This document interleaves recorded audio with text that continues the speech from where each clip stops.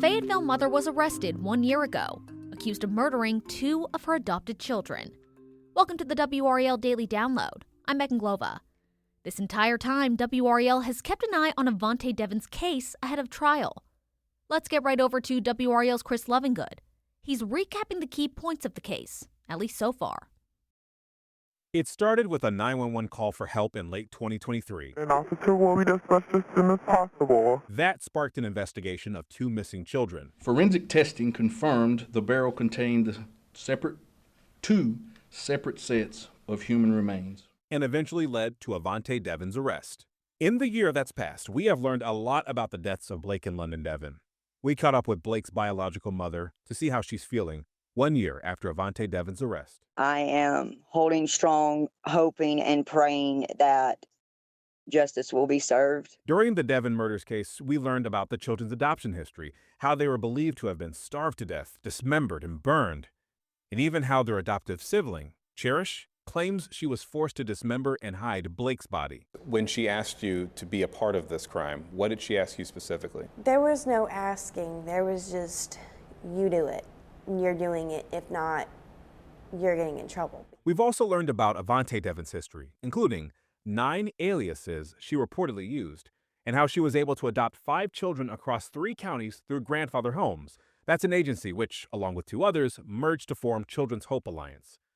Children's Hope says Deven met the requirements to be a licensed adoptive parent at the time and had 7 letters of recommendations. The Deven family was the jumping-off point to our WRAL documentary released this year, Broken, Foster Care in North Carolina.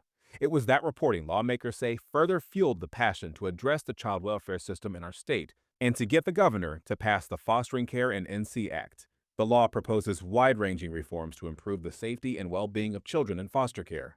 We did reach out to Avantae Deven's lawyer several times over the past year trying to get comment on this story, but we have not heard back. But as I mentioned, it was her case that was the jumping off point to our documentary, Broken, Foster Care in North Carolina, where we highlight a system that lawmakers and advocates say was broken and desperately needed changes. So we built a website so you can follow along with our reporting, including the passage of a law to make the changes that were said to be needed, and you'll find that on Monday on WRAL. I'm Chris Lovingood, WRAL News. Chris, thanks so much. When we come back, where Avantae Deven's trial stands now.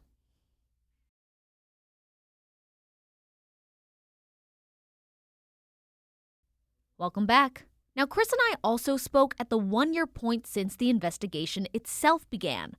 Take a listen to what comes next for trial.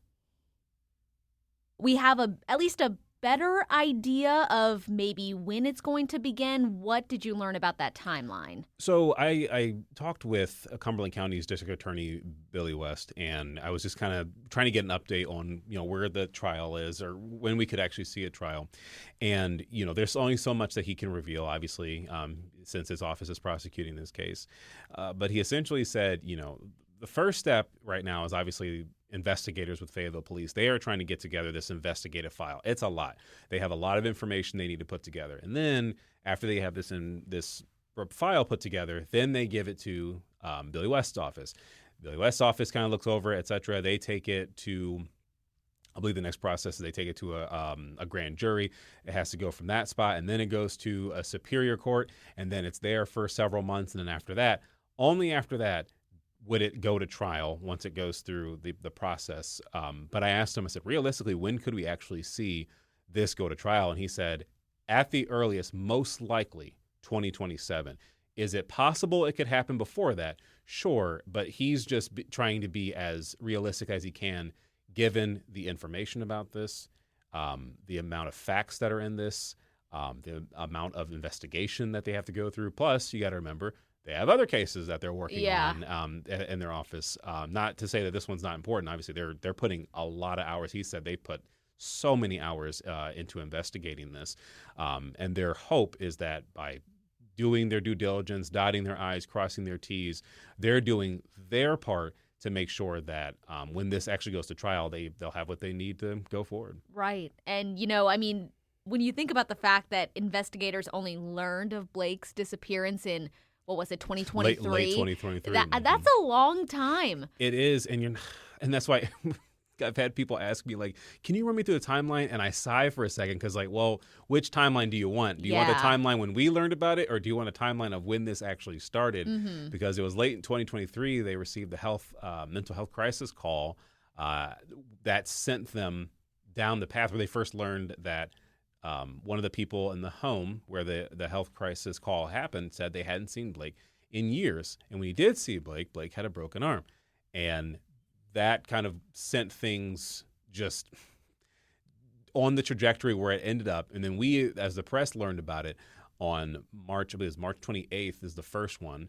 And then we learned about the update with Avantae Deven several days after that in early April. And then after that, we learned about the skeletal remains. I mean, the timeline in the story in terms of the investigative process, it's like you almost have to diverge it in two different lines, because it's like what we know about as a press and then versus what they've learned on their end of it. And obviously when the trial actually happens, once we are able to get the evidence and see it all played out in court, we are going to have a more tightened timeline, most likely, given the amount of effort the Fayetteville police have put into this. Right. And, you know, maybe we don't have an answer for this just because of the lack of information that Fayetteville police has been able to tell us. Of course, it's an ongoing investigation.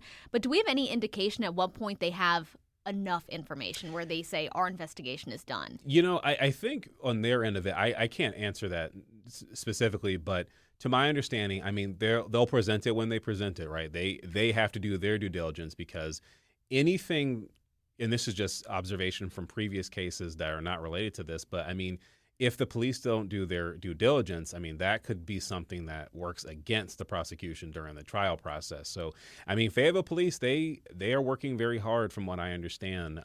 They're tight-lipped right now, understandably so, because they're trying to protect the integrity of this case. Yeah. They've already put a year plus of work into this. So, you know, saying too much right now could very well jeopardize the integrity of the case. And so, you know, and my job obviously is to just ask what I can and try to get as much information as I can. And I try to be realistic in terms of, okay, will they actually talk about this? Will they likely talk about that? Because, I mean, Billy West could have said nothing. He could have, you know, told me he didn't want to talk about it. But he at least is trying to be as transparent as they can, as police are. In Fayetteville police they have revealed as much as they can, including the aliases, et cetera.